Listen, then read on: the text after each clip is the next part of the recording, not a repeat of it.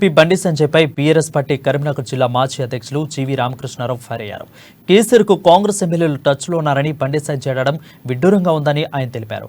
దేశంలో బీజేపీ రాష్ట్ర ప్రభుత్వాలు కూల్చేసే రాజకీయం చేస్తుందని విమర్శించారు. ప్రభుత్వం కూల్చే మాటలు పక్కన పెట్టినా హామీల అమలుపై ప్రభుత్వాన్ని ప్రశ్నించాలని సూచించారు.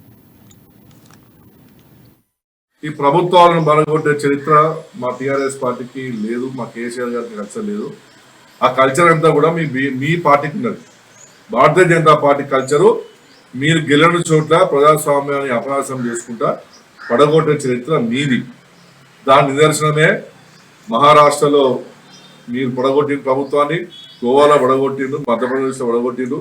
ఇక అనేక రాష్ట్రంలో ప్రభుత్వాలు పడగొట్టే ప్రయత్నం చేసేది మీరు చేసే పనుల్లో అంటే మీ మనసులో రానున్న రోజుల్లో కూడా ఇక్కడ కాంగ్రెస్ పార్టీని మీరు పడగొడతారని మీరు ధైర్యంగా చెప్పుకోలేక మీరు కేసీఆర్ గారి పేరు చెప్పి ఈ విధంగా మాట్లాడుతారని చెప్పి మేము అనుకుంటున్నాం. ఈరోజు బండి సంజయ్ గారు మాట్లాడాల్సింది ప్రభుత్వాన్ని పడగొట్టడం, కేసీఆర్ గారు తిట్టడం కాదు. నీకు దమ్ము ధైర్యం ఉంటే వచ్చిన రేవంత్ రెడ్డి ప్రభుత్వాన్ని ప్రశ్నించు. 9వ తారీఖు రోజే రైతు బంధు ఇస్తా అన్నాడు, ఎందుకు ఇవ్వలేదు చెప్పి. నెక్లెస్ రోడ్లోని స్ఫూర్తి స్టాల్లో దివంగత నేత జైపాల్ రెడ్డి విగ్రహానికి శాసనమండలి చైర్మన్ గుత్తా సుఖేందర్ రెడ్డి నివాళులర్పించారు.